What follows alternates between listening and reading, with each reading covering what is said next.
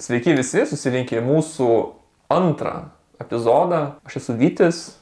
Aš esu Liubov. Ir mūsų podcastas vadinasi Kaip tu dabar? Ir aš noriu paklausti jūsų ir tavęs, Vyti, kaip tu dabar? Ačiū už klausimą. Labai nori girdėti išsamei. Ar švelniai?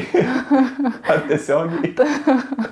Ar realiai, ar gražiai? Ar gražiai. Trumpai atsakyti, žinai, taip, truputėlį su nerimus, tokia įtampėlė, bet šiaip ganėtinai vėlgi jaučiu tokį žaismingumą, tokį bandau kažkaip atsipalaiduoti, bet kažkaip susirinkti save. Truputėlį bandau sulėtėti, tai vat visokių spektras visokiausių išgyvenimų. O kaip tu? Nerimauju. Kažkaip šį kartą labiau kažkodėl. Man atrodo, aš nepasisveikinau. Labą dieną, labas vakaras arba labas rytas. Nežinau, kada jūs žiūrėsit šitą epizodą mūsų antrą. Ir aš nerimauju ir noriu padaryti tobulai. Gal dėl to nerimauju. Norisi, kad būtų faina. Kaip įsivaizduoji tobulą podcastą? Patiktų visam pasauliui. Žiūrėkit dabar. Net tiems, kurie lietuviškai nesupranta. Paprašysim jūsų žiūrovų pagalbos. Sudėkit Liubai visi patiktukus, okei? Kad Liuba žinotų, kad jinai patinka visiems. Ačiū tau, Vyti, už šitą palaikymą. Sarkastiškai tu čia? Kodėl? Man Skambėjo sarkastiškai. Skambėjo sarkastiškai. Žinai.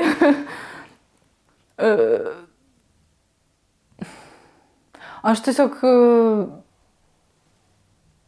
nenoriu įpareigoti žmonės, gal jiem nepatiks, o jie uždės patiktuką. Tai gerai, tada dėl to gal skambėjo sarkastiškai. Darom tada taip, tiem, kuriem patinka, iš tikrųjų, tai prašom visų, parodykit, kad jums patinka. Ir ne tik į man, bet ir Vyčiui patiktukų reikia. O, dėkui. Neaišku. Grįžtamasis ryšys visada malonus, nes aišku, mes tai darom ir dėl savęs taip pat. Ir jeigu tų patiktukų nebus, nereiškia, kad mes to nedarysim, bet labai faina sulaukti grįžtamą ryšio, kurio mes jau šiek tiek ir sulaukiam. Tikrai taip. Mums uždavė 2 klausimus.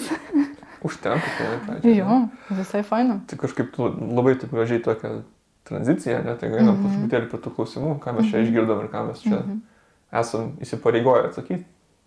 Ar įsipareigoję esam atsakyti? Galim ir neatsakyti. Neatsakom, sakai?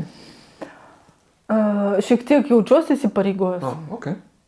Ir, tu? Man netgi, žinai, jaučiu to tokio įsipareigojimo dalelę tiek irgi, bet man, kad būtų smalsu ir visai pabandyti juos atsakyti. Ir žiūrėti, kas iš to gausis, žinai. Vėlgi kviečiu, tave ar ne, žiūrovus, tai kažkaip per tokią geštalto prizmę, kas bus. Nes aš rezultato neįsivaizduoju. Nepasiruošė vėl? Oi, ne, dėja, žinau. Nes paskaitai knygų? Ne, netgi šitos nepaguglinai klausimų? Ne. O, Dieve, Vyti, ir ką mes čia dabar darysim? Aš, man atrodo, nieko nežinau dabar. O, tikrai taip yra? O tau taip nebūna? Kad kas? Kai atsitinka kažkoks...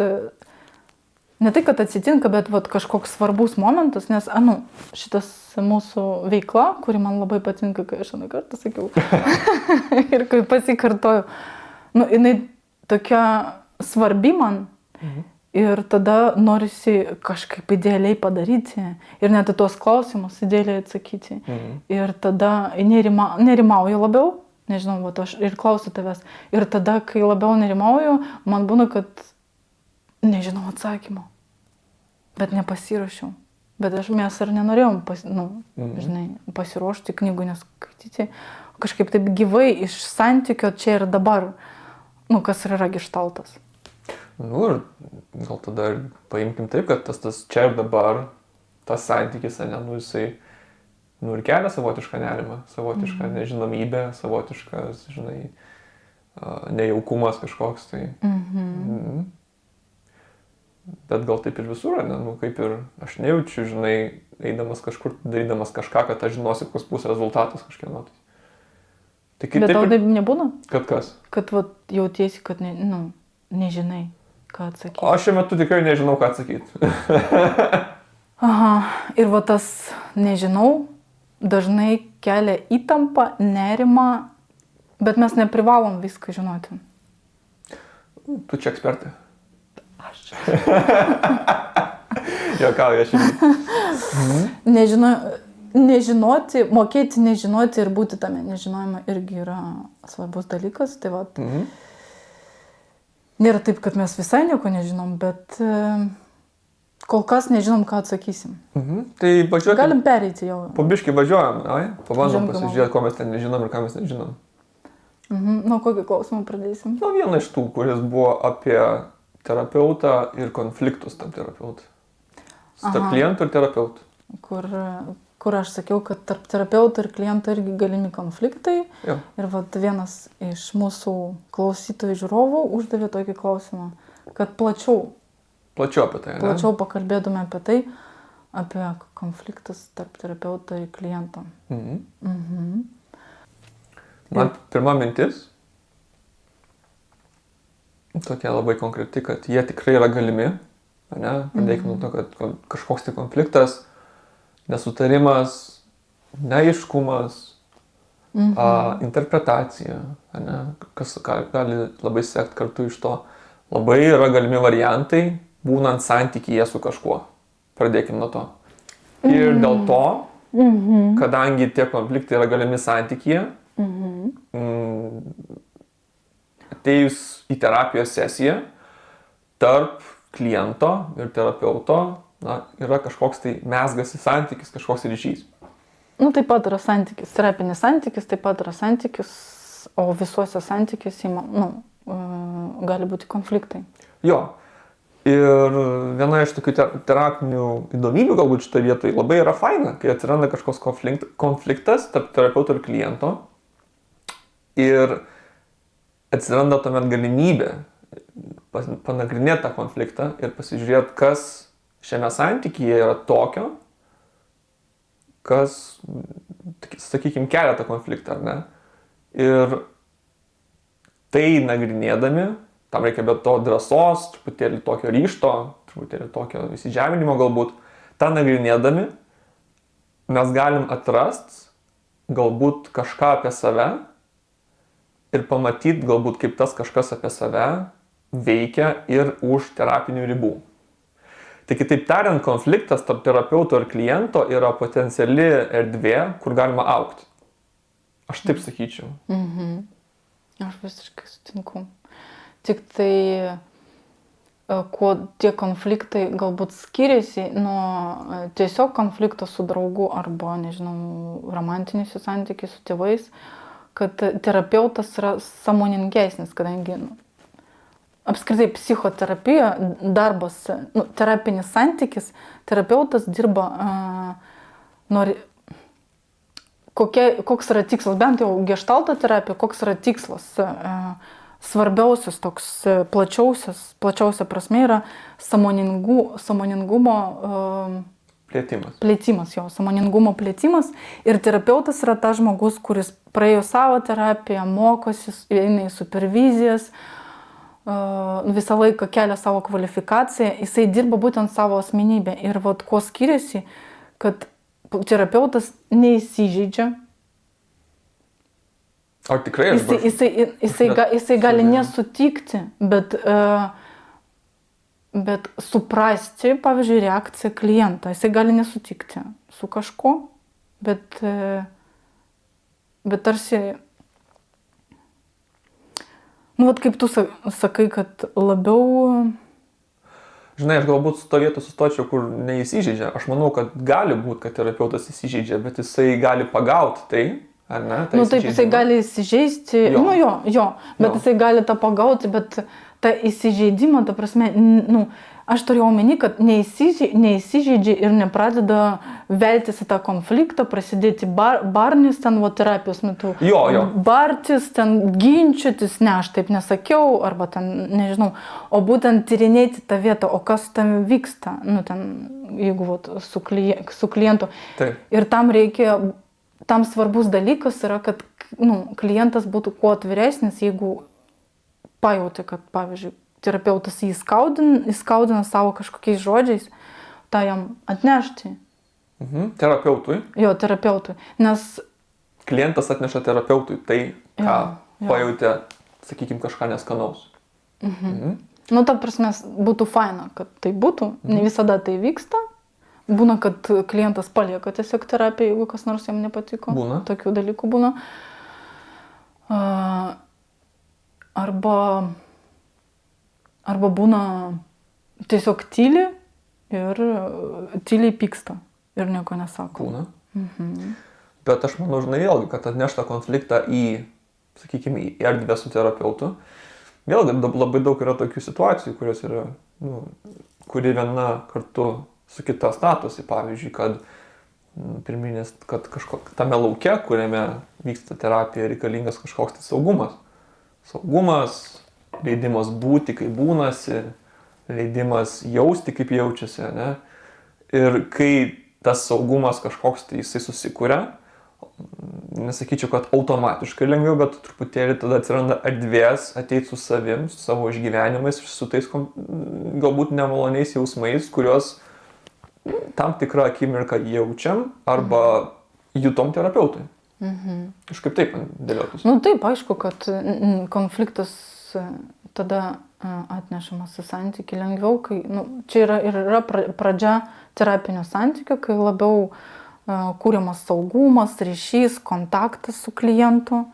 Ir tada, kuomet ir, kiekvienas užmėgstas santykis, vis tiek atsiranda kažkokių nesutarimų, požiūrių, skirtumų, taip pat ir su terapeutu gali tas dalykas atsirasti. Laisvai. Tik tai, tame yra skirtumas, kad terapeutas, eidamas į mokslus, augindamas savo asmenybę, sąmoningai prie tų konfliktų prieina. Kaip aš sakiau, prieš tai neįsižeidžia, bet kažkaip atneša, davai patirinėjom šitą dalyką. Tai vėl, žinai, man noriu sakyti, kad ir įsižeidžia, bet atneša, nes jisai per save tai perleidžia, žinai, bet atrodo, kad kai sakai neįsižeidžia, kad atrodo, kad visai negali, žinai, įsižeisti, man toks įspūdis susidaro. Nepriima per daug asmeniškai gal. Jo, galbūt būtų. Kaip santykiai, nes aš sutinku, kad terapeutas gali įsižeisti, bet būtent su klientų terapijos metu savo įsižeidimą gali gal nuošaly palikti. Gali, jo. Bet tai nereiškia, kad klientas gali visaip smurtauti dabar prieš terapeutą ir jį įžeidinėti. O ne, terapeutas irgi žmogus ir jisai reaguoja. Jisai, sakau, dėl to jisai gali parodyti kažkokias ribas, jisai gali parodyti, kad galbūt čia yra labai kažkas tokio intensyvaus, ar ne? Taip, ribos yra. Jo. Bet kaip ir tu sakei, kad svarbu augimo, kai klientas sugeba išnešti kažkokį. Man labiau patinka, žinai, iš savo pavyzdžio. Aš atsimenu savo terapijos tokia, kai aš sugebėjau pasakyti savo terapeutui, kad aš pykstu ant tavęs. Tu mane erzini. Ir tai, kaip tu sakai, kad augimo taškas terapiniam santykiai. Kai klientas gali terapeutui pasakyti tos žodžius, tai čia yra. Jo, žinai, man irgi iš savo terapijos ateina, kai tu užsiminė apie tai, nori, tokia labai panaši patirtis, kai aš pasakiau irgi, ar ne, kad man tai yra per daug, man norisi kažkaip tokios erdvės, man truputėlį aš jaučiuosi spaudžiamas, ar ne, kažkaip taip. Ir toliau buvo galimybė eiti gilinį tuos jausmus, žiūrėti apie ką tai yra, galbūt gauti erdvę, ar ne, būt pamatytam toje situacijoje tuo metu. Ir būtent apie tai yra tas augimas, būt pamatytų, būt išgirstu, paskui truputėlį reflektuoti apie tai, kas įvyko ir kartu su terapeutu įkandin judėti toliau, ne kažkur tai. Ir dar toks svarbus momentas, kad konfliktas, ir po to patirties klientui, kaip tu sakai, kad buvau pamatytas tame su savo neigiamas jausmais, pykčių galbūt, gėda, neneigiamais, o sunkiais jausmais. Jausmų neigiamų nebūna, jie visi kažką reiškia, bet dažniausiai nenorim tų jausmų, kurių jausti, tai gėda, pyktis, ten susierzinimas ir išsinešiau tai į santykį, bet santykis nenutrūko. Konfliktas nebūtinai reiškia kažkokio santykio nutraukimo. Ir tai gali būti labai aiškus, kažkoks tai ženklas, kad būti konflikte yra bet čia kiekviena, aišku, individualiai. Visi mes skirtingi, visi turim skirtingus požiūrius. Ir patirtis, ir kartu. Ir patirtis. Prie to prieit būna kartais, tikrai ne visiems vienoda. O terapija būtent mes taip patyrinėjom, pamatom. Geštalto terapija, ne tik taip pakalbam apie tai, bet galim eksperimento būdų, kuriuos mes jau šiek tiek minėjom. Ir mūsų tas podcastas eksperimentas kažkoks, kad eksperimento metu mes galim net, tai patirti, kad konfliktas nesibaigia santykių nutraukimu. Mes matom, mes turim skirtingus požiūrius, aš pykstu, galbūt ir terapeutas gali pasidalinti savo pykčiu, bet sveikai, nežinau, sveikai čia. Aš turiu konkrečią patirtį tame, kad su manim terapeutas yra pasidalinęs savo pykčiu, kurį jautė man. Lygiai taip, lygiai visiškai. Ir aš atsimenu, tuo momentu tikrai taip sustojau, sakau, palauk, kas čia dabar darosi, ta prasme, kur aš čia esu ir kas čia su manim vyksta ir kaip man dabar čia būt. Ir tai kaip tyčia įvyko mano individualios sesijos pradžioj. Ir, ne pabaigoje, tai kažkaip niekur pabėgti nebuvo progų visų pirma. Nutraukti santykį, nebegrįžti. Ir sakyčiau, iš tikrųjų, tikrai buvo tokia patirtis, kur kad, tai palauk, aš irgi galiu išbūti konflikte, aš irgi galiu jame būti, jame dalyvauti, jame jaust, būti tame konflikte, sakykime, sąmoningai, bet tokių kažkokių tais primetimų, žinai, kad kažkoks esu netoks, kažkoks esu čia keistas, kažkoks čia nereikalingas, žinai, ir taip toliau, ir taip toliau. Tai dar kartelį, tie konfliktai, potenciali galimybė augti, potenciali galimybė kažką įsinešti apie save. Taip sakyčiau, tokį ir dėčiau. Net galbūt pamatyti tai, kaip aš reaguoju gyvenime į konfliktus, nes vis tiek anksčiau ar vėliau terapiniam santykiui gali modeliai tie susiformavę per gyvenimą išlysti ir kaip aš ilgiuosi su kitais žmonėmis, perkeldamas kažkokią patirtį į terapeutą. Irgi tas dalyką pamatyti ir pamatyti tarsi iš šalies. Ir kaip aš galiu kitaip elgtis, kad tie santykiai, pavyzdžiui, nenutrūktų, arba aš galėčiau kažkaip aiškiau savo poreikius reikšti. Ir taip viskas susiveda į sąmoningumą, kuris mums leidžia rinktis gyvenime, kaip būti kitaip. Gal apie, nežinau, ar turi ką nors dar pridurti? Ne, dėja, neturiu. Nežinau, dėja, bet kažkaip jaučiuosi, kad aiškiai kažkaip pakankamai. Jeigu bus klausimų, aš manau paklausiu, jeigu ką. Jeigu kažkas neaišku, tikrai galit klausti. Manau, kad kažkiek papasakojom ir iš patirties savo asmeninės. Aš galiu dar pridurti apie tą, kad tyliai pykti. Pridurk. Prisiminiau dabar sakydama, kad aš turiu tokią patirtį, kai aš jau pas savo terapeutę, jinai man pasakė kažkokius žodžius, kurie man iš mano patirties asmeninės ten kažką skaudino mane, bet tikrai terapeutai gal neturėjo tikslo mane įskaudinti, mes neturim to tikslo įskaudinti klientų ir etika neleidžia, bet aš įsiskaudinau. Ir nepasakiau tą sesijos metu ir visą savaitę iki kito susitikimo apie tai galvojau ir pykau. Bet atėjus į sesiją, aš tuo pasidalinau ir mes, to skauduliu, ta prasme. To skauduliu, kad tu man pasakai tokius žodžius ir man buvo nemalonu, nenoriu kažkaip aš čia viešai sakyti, kokie tie žodžiai. Ir man buvo nemalonu, skaudu ir man jie priminė tą ir tą ir mes tą patyrinėjom, panagrinėjom ir aš gavau kitą patirtį, supratau labiau save, supratau, kad terapeutė nenorėjo mane įskaudinti ir jos buvo intencija visiškai kitokia. Bet vieta buvo tokia, vat, kaip ne, to augimo, sąmoningumo plėtimo ir dabar tie žodžiai taip manęs jau nebeskaudina, aš net juos labai girdėdama iš kitų galiu labiau užtverti ir nepykti tyliai. Ok, nice. Tai va, tai mūsų tokia dalis ir yra apie tą pyktį, ar ne, faina girdėti iš tavęs tokią tavo patirtį iš tikrųjų, jo. Ir taip mes kiekvienas, būdami klientais, praeinam pro savo kažkokią tais, ar ne, pro savo kažkokią tais pykimo, karščiavimosi, nepasitenkinimo, nežinau, kokio dar kelią, ne? Ir terapeutas yra kartu, kuris palydi, lydi ir būna tame su jumis ir su mumis.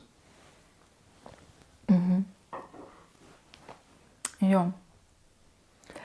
Kaip manai? Manau, kad išsisėmė šitą temą tikriausiai, kiek atsakėm. Mes turėjom dar vieną klausimą, ne? Jo, mes turėjom dar vieną klausimą.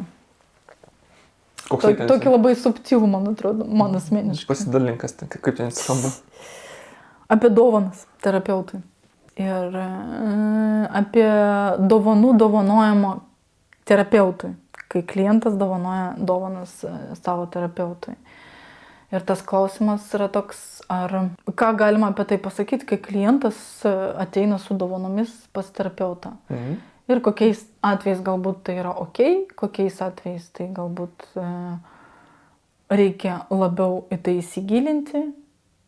Nežinau, ar galbūt kažkaip taip formuluočiau, gal tu turi savo kažkokią formuluotę, kaip tau iš tavo patirties. Ar dovanas yra ok, ar dovanas yra gerai?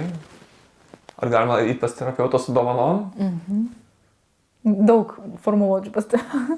Kažkas iš tokio, žinai, tokios perspektyvos.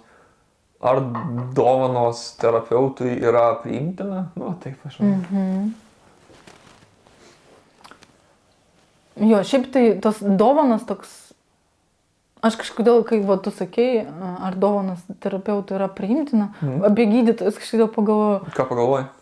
Pagalvojau, kad yra priimtina žmonėm nešti, nes aš esu dirbus poliklinikoje, psichikos sveikatos centre ir aš mačiau, kaip pas gydytojus ir psichologus ir psichiatrus neša klientai dovanas, saldainius, gėles. Ir čia kažkoks toks gal Sovietų sąjungos ar ko, nežinau, tarsi atsidėkojimas už tai, kad žmogus padarė savo darbą. Ir nežinau, kaip tu galvoji, ar taip turėtų būti. Ar tu nešiai kada nors gydytojui? Niekad nenešiau. Aš irgi niekad nenešiau. Jisai gauna atlyginimą, dirba savo darbą. Ir kažkaip man, nežinau, man dirbant barmainė, studijų laikais niekas nenešdavo, arbatpinigių, bet čia kitokia profesija. Čia truputėlį kitaip, ar ne? Kažkaip man į tą visą įėjus irgi. Aš gal pasakysiu iš terapeuto perspektyvos, kadangi aš nenešiu niekada niekam dovanų, tai esu jų gavęs. Tai pradėsiu nuo to. Gerai, aš... Jo. Jeigu aš pamatau kažkokią dovaną, man iš karto kyla klausimas, apie ką tai? Apie ką ta tavo dovana? Ir apie tai, ar ne, dažnai, nežinau, dažnai, aš kalbu už save, galbūt pas mane dažnai, ne, yra tas aspektas tyrinėjimas. Apie ką ta dovana, ką ji tau reiškia, ką tu su ją nori pasakyti, ką tu su ją galbūt sieki padaryti. Nežinau, čia galima, būti visokių tų klausimų. Bet vėlgi, kadangi terapija yra apie tyrinėjimą visokiausių fenomenų, tai nori, nenori, ne, nežinau, kaip jums atrodo, bet, arba kaip tau atrodo irgi, ne, bet atnešimas dovanos yra jau kažkoks fenomenas. Kažkas jau vyksta. Kažkas vyksta. Jo. Tai bent jau pas mane tikėkitės kvestionavimo, tyrinėjimo. Ir tada, jeigu darbiškai nuėjus prie to, ar mes priimam dovanas, aš esu porą priėmęs, bet tik su sąlyga tame, kad kai sužinau, apie ką jinai yra, kai sužinau, kas jie norime pasakyti, ne? Yra tam tikri niuansai, kada truputėlį, ta dovana gali būti, pavyzdžiui, nepriimta, nebūtinai terapeutas priims dovaną, irgi tame yra kažkokio tais individualumo, plus, kaip tu sakėjai, ar net mes gaunam šiaip tais atlyginimą, mums yra mokami pinigai už psichoterapiją ir dar priims šalia dovaną, vėlgi, yra labai daug tokių visokių niuansų, kurie yra tyrinėjami prieš kažkokios tai tos dovanos priėmimą. Noriu tave irgi traukti, kažkaip turi tame kažką pridurti, nepridurti. Aš tiesiog sėdžiu ir galvoju, žinai, kai tu pasakai apie, ir aš tau jau minėjau, kad, kaip ir gydytojam, mums irgi už terapiją žmonės moka pinigus ir tada tas tyrinėjimas. Aš irgi tyrinėju, klausiu kliento, jeigu man irgi yra tekę priimti dovanų porą kartų, iš klientų irgi bandau tyrinėti, kas tai, bet dažniausiai aš esu priėmus dovanas iš klientų būtent atsisveikinimo. Jo. Kai žmogus baigia terapiją ir kaip mes patyrinėjom, tai yra toks dėkingumo ženklas ir atsisveikinimo tarsi, bent jau man šiek tiek patyrinėjus, man taip ištransliavo klientas. Taip pat esu turėjus klientį, kurią konsultavau kažkurį laiką visiškai nemokamai ir irgi į pabaigą mūsų santykiai man gėlių atnešė irgi kaip dėkingumo ženklą, mes irgi šitą vietą patyrinėjom. Bet kai tu sakėjai, kad taip yra mokami pinigai ir dar jeigu dovana žmogus atsinešė, man žinai toks atėjo. Taip reikia paklausti, ne tai, kad reikia, bet kaip tyrinėjom tos fenomenus, kas vyksta mūsų santykyje, kur jisai pereina tas santykis, kai klientas pradeda dovanoti terapeutui dovanas, ką jisai nori to parodyti, pasakyti. Ir aš taip, gal jisai galvoju, kad per mažai man moka, gal, čia žinai toks, gal aš savęs nevertinu. Bet čia toks pasvarstymai. Tikrai, bet čia yra ir toks, kaip aš ir sakiau, žinai, toks kaip gydytojam tarsi priimtinumas atnešti, nes, žinai, terapeutas yra tarsi ne tai, kad sielos, bet, psichikos gydytojas, ne gydytojas, bet tyrinėtojas gal. Vedlys tyrinėtojas. Jo, vedlys tyrinėtojas. Ir gal tai iš to, žinai, ateina iš tos tokio mentaliteto tokio, kad atnešti dovaną. Bet aš dabar tai į priežastis kažkaip nueinu labiau. Aš tai fantazuodama. Nori, nenori, žinai, mano reakcija vis laikai tai būna, blemba, toks kažkoks sumišimas, žinai, kaip čia dabar būtume, ką reikia paieškoti, kas čia gero, žinai, bus ir apie ką tai yra. Bet vis laiką aš juntu tokį sumišimą truputėlį, nes vis laiką galbūt pradžioje ne iki galo suprantu, apie ką tai yra. Jo, ir tada, aišku, galima paklausti, kaip mes ir darom. Ir etikos kodeksas šiek tiek rašo apie tas dovanas. Yra ten, kad šiaip terapeutų yra įvairių ir tu šiek tiek minėjai. Yra terapeutų, kurie nepriims dovanų, nei atsisveikinę jokių, nes kiekvienas terapeutas kažkokias ribas nustato, nes dovana jau kažkokį šiek tiek pakeičia santykį. Nes tu man dovanoji, klientas man, pavyzdžiui, tu man ateini į terapiją ir dovanoji man dovanoji. Aš tau nieko nedovanoju ir tada aš jaučiu tarsi, aš turiu padovanoti. Ir šiek tiek santykis toks. Kažkas pasikeičia, ne? Kažkas truputėlį keičiasi ir reikia labai tą vietą, aptarti jo, patyrinėti. Tai kaip ir sakiau, tikėkitės iš terapeuto, kaip sakant, turbūt tikriausiai tokio nerandu žodžio, toksai, noriu seniškai sakyti, manysiu pasakyti lietuviškai, tokio smalsumo, pagaliau, smalsumo. Ir aš šitoje vietoje prisipažinsiu, kad aš šiek tiek pasiruošiau. Ką pasiruošiau? Apie etikos kodeksą paskaičiau, ką sako apie dovanas. Ir ką sako? Aš tiesiog, kad simbolinės dovanas tarsi okei, jeigu klientas atsisveikinimo dovanas tarsi okei, bet ne okei tos, kurios Brangias dovanas terapeutas neturi priimti, draudžiama tarsi visai brangias dovanas. Simbolinis, nu, vat, šiek tiek kažką paskaičiau. Tai, nežinau, viskas gal. Ką čia galima dar apie dovanas pasakyti. Gal tu dar turi ką pridurti? Nu, tiesiog labai, aš kažkaip linkęs link to, kad labai yra individualu visgi, ne? Kiekviena situacija yra skirtinga ir tikrai jos nėra vienodas, žinai, kiekvienas žmogus yra skirtingas, kiekvienas terapeutas yra skirtingas, nu tai tame skirtingume ir gyvenam. Ir tame skirtingume ir rutuliojamės, ne, kažkaip tais ir būnam tose situacijose. Nu tai žodžiu, kad ir kas beįvyktų, bus kažkas tai apie tyrinėjimą ar vienu ar kitų atveju. Aš dar pagalvojau, ir konfliktas gali dėl dovanos irgi atsirasti. Oi, tikrai. Terapeutas nepriims, klientas įsižeis ir bus vieta, ką patyrinėti. Bus vieta augimui. Jo. Puikiai vieta. Super. Tai neškit dovanų kuo daugiau. Nu gal. Nu, Vyti. Gerai. Neškit kuo daugiau laikų, dovanų. Aš juokais. Rekomendacijų. Jo.